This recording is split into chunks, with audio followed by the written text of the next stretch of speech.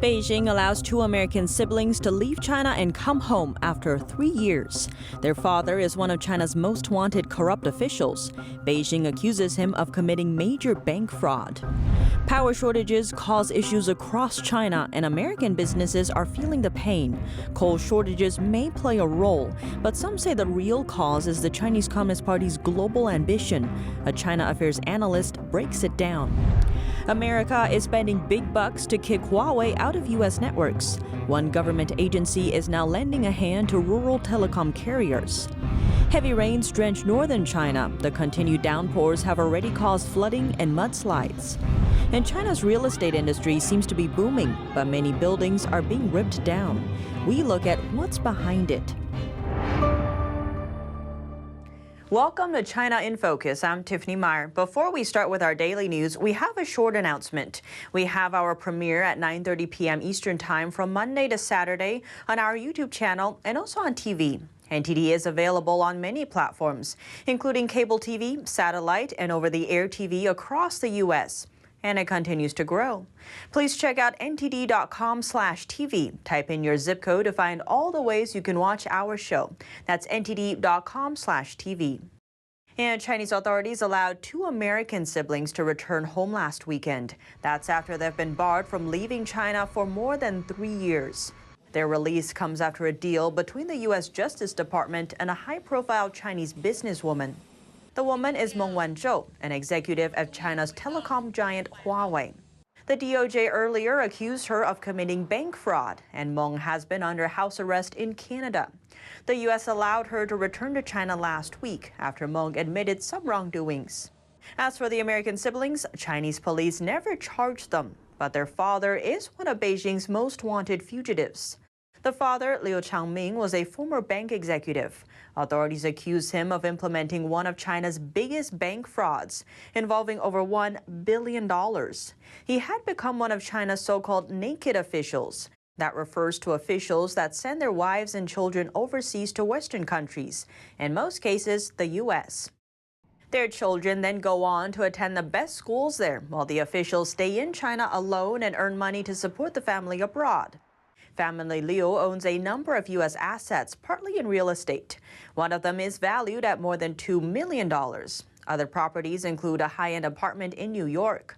Public records give no indication that these assets were bought using Liu's money, obtained from bribes inside China. The two siblings attended expensive private schools and later top U.S. colleges like Harvard Business School. Liu fled China in 2007. The siblings had explained Beijing's tactic in the past, keeping Liu's children hostage in China in order to force him to return. During the siblings' 3 years in China, they were allowed to move around freely in the country, but were barred from leaving. The U.S. is shelling out big money to kick Huawei out of America's telecom network. Huawei is a Chinese tech giant, and it's also a top telecom equipment maker. But Washington says the company is a Trojan horse that spies for Beijing and has warned allies not to use Huawei's equipment. The U.S. also has its eyes on another Chinese tech giant, ZTE. Last year, the U.S. designated these two companies as national security threats to communication networks. But the problem is, removing their equipment from networks could cost a lot of money, over $1 billion. The high cost proves challenging for rural telecom carriers. So the body that regulates American telecom networks, the Federal Communications Commission, is lending a hand. It has set aside almost $2 billion to help rural telecom carriers replace the Chinese equipment. The reimbursement program will open this October, and carriers have until next January to apply. Chinese telecom giant Huawei CFO Meng Wanzhou returned to China on Saturday. This after being under house arrest in Canada amid a 3-year battle against extradition to the U.S. The reason behind her release comes down to a deal she made, not with Canada, but with the U.S.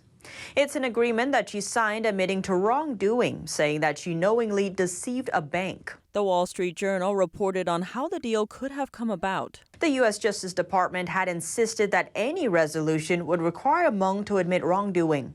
And as the case dragged on, Meng eventually agreed. She acknowledged that she made untrue statements to a bank that led the institution to provide services that violated U.S. sanctions on Iran. DOJ officials said that they made the deal because they expect that Meng would continue appeals related to her extradition that could prolong the case for several years, per the Wall Street Journal. Department officials say that the deal was 85% of what they were ultimately seeking. European plane manufacturer Airbus wants more business with China. It negotiated with China over the potential certification of its commercial airplanes. The certification could boost Airbus sales in China. NTD's Don Ma has more. Airbus, U.S. plane manufacturer Boeing's biggest competitor, is in talks with China about certifying one of its single-aisle airliners. Once certified, their aircraft will be cleared for service in China. It could boost sales for Airbus in the large Chinese aviation market. Chinese plane maker, Commercial Aircraft Corporation of China, or COMAC, says Chinese flight demand is expected to increase over the next 2 decades. This means China needs to either manufacture more or buy more planes. Airbus is a European aerospace product manufacturer. On Tuesday, the CEO of Airbus's China business said that talks were already underway for the single-aisle A220 commercial airplane. We have already started the certification process for this aircraft in China.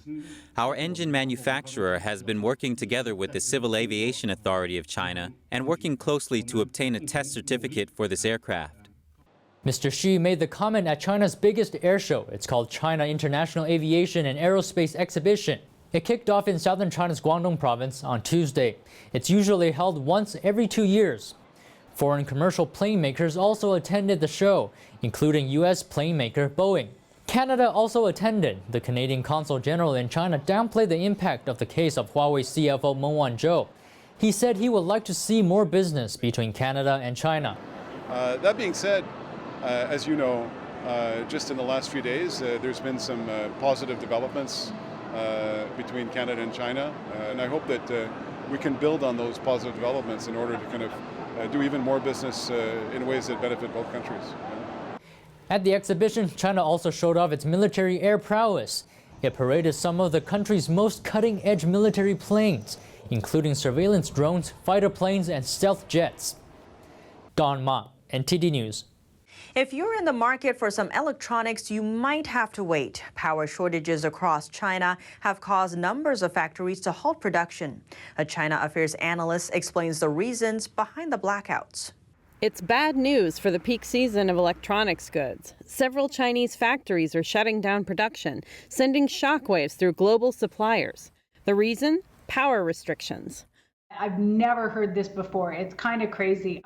Carissa Ruby is the founder of a camera manufacturer, Dakota Micro, one of the many American businesses impacted by the cuts. But the hardest hit is China itself. From aluminum smelters to textiles producers, factories are being ordered to curb activity or shut altogether. Some shops have to operate by candlelight, and traffic lights are out too. That's what's happened across 20 of China's 34 provinces and regions.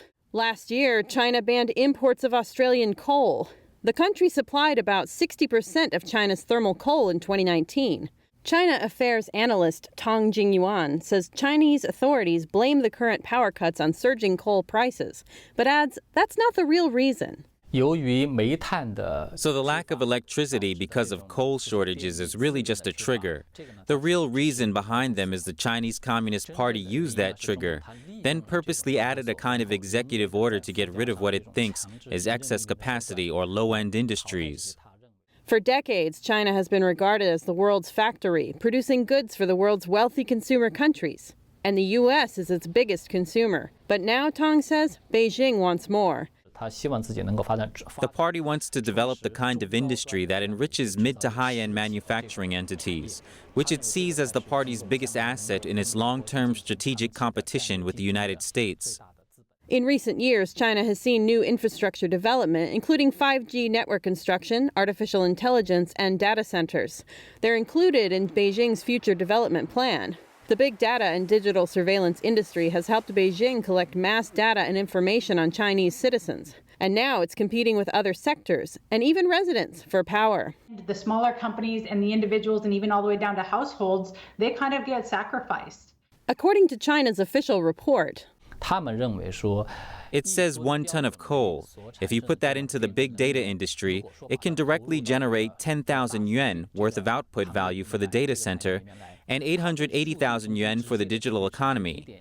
This added value will also drive the whole digital industrial chain, about 3.6 million yuan.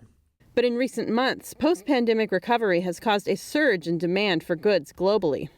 This power cut, you can see the most prominent feature is precisely happening in provinces that dominate China's manufacturing industry, such as Zhejiang, Jiangsu, and Guangdong. They are the big manufacturing provinces. In these areas, power reductions and outages are particularly prominent. Many of these large orders get placed with China. As a result, numbers of low-end, high-energy consumption manufacturing companies in China increased, and they need a lot of electricity. But why doesn't Beijing just increase electricity prices? Tong says that's because the price is directly related to people's livelihoods. If that's affected on a large scale, it may cause some so-called stability issues for Beijing, either societal or political. Evergrande's building what might be the biggest soccer stadium in the world. But now that it's facing so much debt, many worry if the company can finish the $2 billion project. Meanwhile, Evergrande says the project is proceeding as normal. Drone footage reveals that Evergrande's half-built football club stadium, the Guangzhou FC soccer stadium, doesn't appear to have many workers on site. The project was set to cost around $2 billion and is scheduled to be completed next year. Real estate giant China's Evergrande rattled global markets last week when it defaulted on a bond payment. It's currently over $300 billion in debt and has run short on cash. Considering its massive debt headaches, many are voicing concerns about the future of the project. But the company told Reuters Monday that work on the stadium is proceeding as normal. Some locals say they're not buying it. One of them explained there used to be hundreds of workers present at the construction site. Named Liu, the man described going to the half-built stadium in an effort to find out what's going on. I'm worried they'll stop working and then leave. Evergrande announced last year that once complete, the stadium will seat over 100,000 spectators. That puts it on track to becoming one of the world's largest soccer stadiums. The Guangzhou Football Club was previously named Guangzhou Evergrande Football Club. It's part of the Chinese Super League and boasts lots of athlete star power, with names like former World Cup winner Fabio Cannavaro. In September, heavy rains hit northern China. Rainfall this year is more than double that of average years. And at the same time, high temperatures and droughts hit the southern part of the country. In northern China's Henan province, a river's water levels rose after heavy rain. Then the authorities discharged floodwater from a nearby reservoir without any warnings. Over the weekend, a building on the riverbank was seen collapsing. The number of casualties is unknown. For days, at least 2 cities in the province have been submerged in water. Roads turned to rivers, with cars floating in it. In Ye County, residents were seen standing on the second floor of their homes, waiting for rescue. Roads are destroyed, and heavy rains triggered mudslides in southwestern China's Sichuan province. The landslide in Ya'an City submerged a hydropower station's reservoir area, trapping 17 construction workers. Among them, 7 were killed and 7 are still missing as of Monday. The landslides interrupted a local traffic and cut off communication signals. The city issued a level 2 flood control emergency response on Sunday. This is the second highest grading in a 4-tier scale. In northwest China's Shanxi province, heavy rainfall is drenching some parts of the province.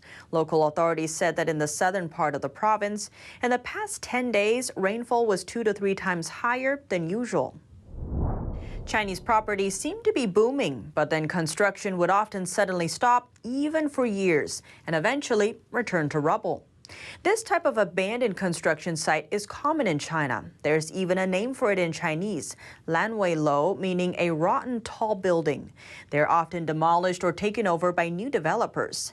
That's because of China's aggressive urban development model. To boost economic growth, the local governments sell land and launch massive infrastructure projects. Developers tend to sell apartments years before construction is finished and use the money to fund the construction. But when demand drops due to slowing economic growth and there's an oversupply of land, they struggle to find buyers and cash to finish their projects. In Kunming City, where 15 high-rise buildings were demolished last month, local authorities counted 93 unfinished property projects there. Real estate means everything in China, and buyers often take on heavy debts themselves to buy these apartments. Some of them were forced to move into these unfinished buildings as they continue to pay mortgages. In one unfinished complex in Kunming, some homeowners had been living without water and electricity. They used solar-powered generators and candles. One resident climbed the stairs to his 18th floor apartment every day. But Beijing is now putting more restrictions on how much developers can borrow.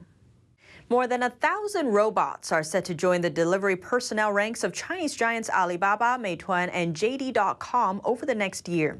It comes as the pandemic fueled demand for contactless services. With the push of a button and scan of a receipt, self-driving robots are ready to roam the streets of Beijing. Chinese tech giants like Alibaba and JD.com are set to add over 1,000 robots to their ranks over the next year, as the demand for contactless delivery surges. And as labor costs rise and the costs of automation go down, JD.com's chief scientist, Kong Qi, says the robots benefit their delivery workers too. Our delivery men seem happy when they use the self-driving vehicles. For example, in the city of Changshu, we had a delivery guy using 3 self-driving vehicles to help him deliver and collect parcels, and he had to do more customer service on the side, so his salary increased proportionately by quite a bit. Kong says the global health crisis accelerated JD.com's shift to automated deliveries, which researchers at the University of Michigan say could cut delivery costs by up to 40%. But with just a few compartments for delivery, some customers say the robots still aren't as efficient as their human colleagues. I think that when it comes to making deliveries to offices, its level of efficiency is low. People are ordering a large amount of food and goods. But as you can see with this robot, its delivery capacity is quite small. JD.com, Alibaba, and fellow e-commerce giant Meituan expect to be operating over 2,000 delivery robots by the end of next year. Locals in Philadelphia are showing their support for a grassroots movement that has taken hold in China. It started over a decade ago and involves hundreds of millions of Chinese people. So how does it impact us here today? Some residents in Philadelphia held a rally on Sunday to celebrate a grassroots movement, quitting the Chinese Communist Party, or CCP. It's a major movement. Over 300 million Chinese people have renounced their membership with the CCP and its affiliated organizations. The movement started over 17 years ago, and it has picked up steam among Chinese people both in and outside China. And an organization in the U.S. has been helping them out. It's called the Global Service Center for Quitting the CCP. Those who wish to drop their party membership would post a statement on the center's website. And many people, especially those inside China, choose to post the statement under a pseudonym for safety reasons. Here's a snapshot of why they chose to quit the party. A resident from northern China talked about the regime's surveillance. He says it's very depressing to live under the regime's surveillance. Authorities are monitoring citizens with modern technology, and citizens can't freely express what they really think about society and politics. It's like living inside a big prison every day, and it's suffocating. Another person touched on the CCP's persecution. In the statement, she wrote, 3 seniors in my family were persecuted to death during the regime's Cultural Revolution. The Chinese Communist Party is bandits, and party officials are super corrupt. I really hate this organization. Former party leader Mao Zedong launched the Cultural Revolution in the 1960s. Many Western scholars say over 500,000 people have died from this movement. And back in Pennsylvania, the State House there has issued a citation celebrating the rally. It says those who are no longer affiliated with the party and understand the values of democratic ideals will not assist the CCP in its subversion and infiltration activities, thereby lessening the threat the CCP poses to the international community. A state senator says he came to the event because he wanted to support the freedom of expression. And certainly we believe that all people should, in all countries, including China, should have the freedom of expression. Certainly something in the United States we have, and we want that for people across the world. He added that the regime's persecution of Uyghur Muslims and the Hong Kong people shouldn't have happened, and that he is urging the Chinese regime to stop the human rights abuses in China. China strongly condemned the UK on Monday after the country sailed one of its warships through the Taiwan Strait. Beijing said this behavior harbored evil intentions. But the spokesperson for the British Ministry of Defense says the warship is navigating the Taiwan Strait in accordance with international law. British Royal Navy warship HMS Richmond posted on Twitter, after a busy period working with partners and allies in the East China Sea, we're now en route through the Taiwan Strait to visit Vietnam and the Vietnam People's Navy. The Taiwan Strait is a narrow waterway separating Taiwan and mainland China.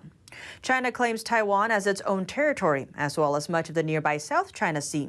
For years, Beijing has been intensifying its presence in the Taiwan Strait by sending more aircraft to areas close to the island. In the first 9 months of this year, Beijing's aircraft entered Taiwan's air defense identification zone over 500 times. That's 3 times more than for the same period last year. HMS Richmond is one of the warships, along with the HMS Queen Elizabeth aircraft carrier seen here, that make up the UK Carrier Strike Group, currently deployed to the Indo-Pacific. According to the South Korean Defense Ministry, North Korea has launched what's believed to be a short-range ballistic missile. The missile landed off the east coast of the Korean peninsula. It was fired around 6:40 a.m. local time today, according to South Korea's Joint Chiefs of Staff. South Korea's defense ministry calls the missile launch regrettable. Japanese state media reported the projectile appears to have landed outside Japan's exclusive economic zone. And that's all for today's China in Focus. Thanks for watching, and see you tomorrow.